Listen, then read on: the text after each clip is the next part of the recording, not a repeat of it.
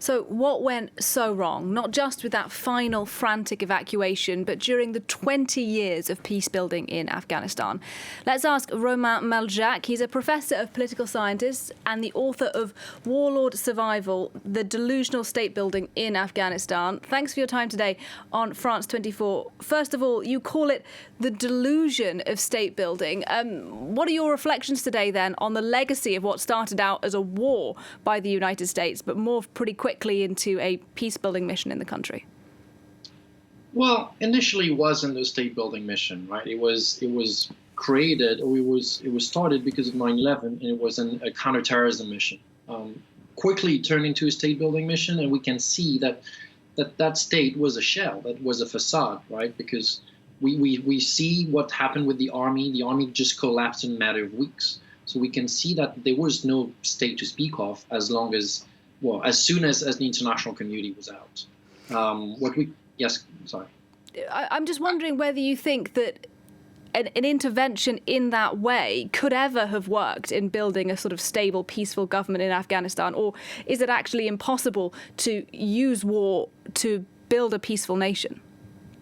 Well, that's why I call it a delusion. I don't think that we, as the international community, as the West, can impose a state through war. There is a possibility to do peace building, to negotiate, to bring people to the table, but not by changing regimes. Changing regimes and trying to build a state according to our own vision, according to our own principles, according to our own values, really doesn't work. And we've seen that even 20 years and billions of dollars invested in it that didn't work. There were, though, some successes, weren't there? I mean, thousands of women and girls wouldn't have got an education in Afghanistan were it not for the occupation. How do you square that with what you're arguing? Well, that's very true. But now we don't know what is going to happen to these people. We don't know what's going to happen to all the progress that has been made. We also don't know what could have happened if another way of negotiating or of dealing or intervening in Afghanistan had happened.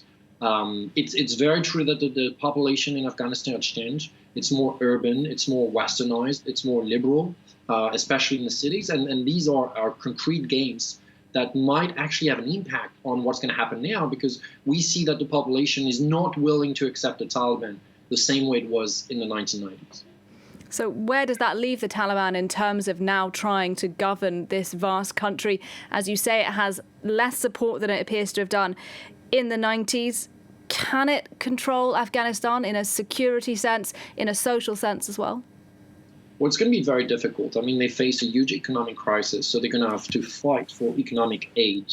Therefore, they're going to have to negotiate with different forces, political forces in the country. They might have to exert some restraint in how they govern. Otherwise, it's going to be very, very difficult for them to be accepted by the population. Security-wise, it's also going to be very difficult, because it's going to be very difficult to control, in terms of security, the territory, and to prevent terrorist attacks that, like we've seen last week. And it's going to be very difficult to govern. Even in the 1990s, they were not able to govern properly. We might see some fractions, divisions within the movement, because they will have very difficult policy choices to make. Well, some degree of interaction with the international community, I imagine, is necessary if it is to try and get the economy going, to keep the security situation just about okay. What countries do you think the Taliban government will be working with? We've heard quite a lot about China, about Russia. May the United States also go on to recognize the Taliban government? What do you think? Well, we know indeed that China and Russia are willing to talk to the Taliban, to work with the Taliban. They have economic investments in there.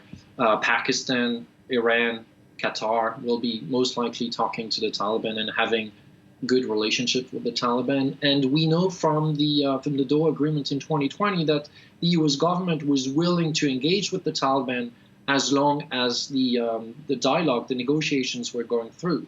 So if they cooperate on counterterrorism, if they exert some restraint, it's most likely we can expect that the US and European countries might engage with the Taliban as well. I don't know if it's going to mean international recognition quite yet, but they will certainly engage. But what an irony that is. Just finally, the United States has led a 20-year campaign against the Taliban in Afghanistan. You're now saying just hours after the United States leave, perhaps they're going to be coordinating together. Perhaps that will be necessary in order to get more Americans and Afghan allies out of the country. This is a failure of US foreign policy, isn't it?